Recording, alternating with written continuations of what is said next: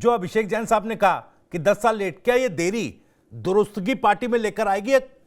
प्रायोजक हैं cancer healer centre, new beginning. ये देरी और इस देरी से ये प्रयोग क्या कांग्रेस के लिए एक नया ब्लंडर साबित होगा? क्योंकि लोग तो ये भी कह रहे हैं कि भाई देखिए, कार्यकर्ताओं नेताओं के लिए किस तरह की सोच रख रही है पार्टी, अपने ही कार्यकर्ता नेताओं पर विश्वास नहीं है।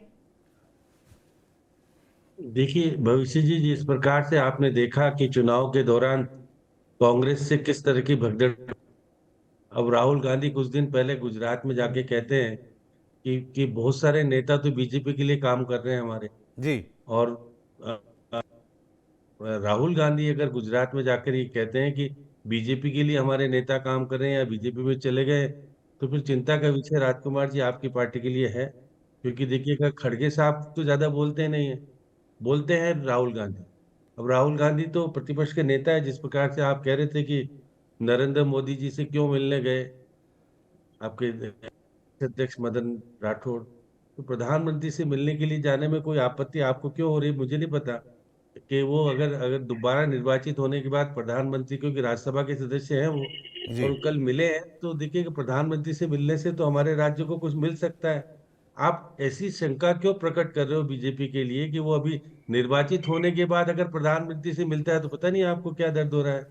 अब देखिए, राहुल गांधी से अगर आपके प्रतिनिधि निर्वाचित मिलते हैं तो आपके तो शान की बात है, खड़गे साहब से मिलने की जरूरत क्या है।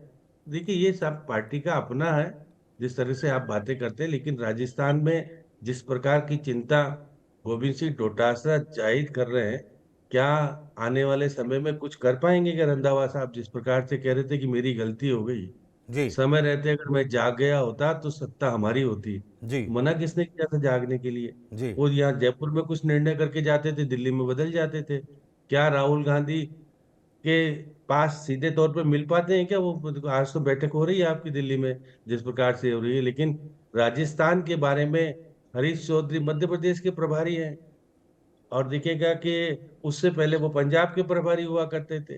रघु रघु शर्मा आजकल बीमार है, क्योंकि वो भी गुजरात वगैरह के प्रभारी कई जगह के रहे थे। जी। और सचिन पायलट छत्तीसगढ़ के थे प्रभारी है, और भंवर जितेंद्र आसाम के प्रभारी है। तो राजस्थान में तो बहुत सारे ऐसे नेता हैं जिनका अस्तित्व केंद्र के अंदर ज्यादा सक्सेसफुल है, राजस्थान में कम है। और अशोक गहलोत तो परवाह ही नहीं करते आपके स्थान। वो आए तो नहीं बैठक में, आपने गोविंद सिंह डोटासरा ने अगर बैठक बुलाई और उन्होंने कहा कि जो निष्क्रिय होगा उसके खिलाफ कार्रवाई। अशोक गहलोत तो राष्ट्रीय अध्यक्ष बनने से मना कर दिया, तो अब उनके खिलाफ क्या कार्रवाई कर पाओगे? जी। राजकुमार जी, निश्चित तौर पे जिस प्रकार का गुटबाजी कांग्रेस, उसको दूर करने की आपको जरूरत है। अभी विधानसभा का आप जिक्र कर रहे थे, विधानसभा में देखिएगा कि प्रतिपक्ष के नेता को आपके प्रदेश अध्यक्ष की गतिविधियों के लिए, गलत गतिविधियों के लिए माफी मांगनी पड़ती है, और प्रदेश अध्यक्ष अपना बचाव करने के लिए कहते हैं कि कोई तो बात होगी जो मैं विधानसभा में नहीं जा रहा हूँ। तो देखिएगा कि आपका कृत्य ही ऐसा हो गया कि आप उस कृत्य को मुकाबला नहीं कर पा रहे, और बाहर जाके कह रहे हो कि भाई कोई तो कारण होगा, मैं विधानसभा नहीं जा रहा हूँ। अगर हिम्मत है आप में, और देखिएगा, अगर विधानसभा अध्यक्ष के खिलाफ कोई कार्रवाई करवाना चाहते हो तो अपने दल में आज अगर आपको जाकर के अविश्वास का प्रस्ताव लाना चाहिए, क्योंकि आपके पास 66 विधायक हैं। आप 42 विधायक के माध्यम से एक बार प्रस्ताव लाके तो दिखाते कि भाई विधानसभा अध्यक्ष की जो कार्रवाई है, जिस प्रकार का व्यवहार है वो ठीक नहीं है, हम इसलिए अविश्वास का प्रस्ताव लाते हैं। जी। अब आप कानूनी कार्रवाई लेने के लिए मैं विचार विमर्श कर रहा हूँ। विधानसभा अध्यक्ष के खिलाफ कोई कार्रवाई नहीं हो सकती, आपको मालूम होना चाहिए। सारी चीजें विधानसभा के अंदर ही तय होगी। अगर विधानसभा अध्यक्ष के खिलाफ अगर कोई प्रस्ताव लाओगे या कानूनी कार्रवाई करोगे तो वो तो कि मालूम है कि विधानसभा के बाहर ही कागज फाड़ दिया जाता है, उसको अंदर जाने की प्रवेश की अनुमति नहीं होती। और याद हो तो आप उत्तर प्रदेश का उदाहरण है कि 18 न्यायाधीशों को अरेस्ट करने के आदेश दिए थे वहां के विधानसभा के अध्यक्ष ने, जब और वो पुलिस वहां पे गई थी, कहा कि न्यायाधीश मिले नहीं, न्यायाधीश कुर्सियों के नीचे छिप गए थे। तो ऐसी स्थिति में सुप्रीम कोर्ट को इंटरवेयर करना पड़ा। अब यहाँ पर अगर कानूनी कार्रवाई की बात अगर वो डोरासरा कहते हैं तो वो भूल जाते हैं कि भाई विधानसभा में तो विधानसभा के तौर पे ही आपको निपटना पड़ेगा। और देखिए, संगठन की दृष्टि से आप एकता के सूत्र में बंधे हो या नहीं हो, ये उजागर करने की जरूरत तो होनी नहीं चाहिए। जिस प्रकार से आपने विधानसभा के उपचुनाव में जो समझौता किया, उसका परिणाम है कि भाजपा और कांग्रेस 4 जगह जमानत जब्त करा चुकी।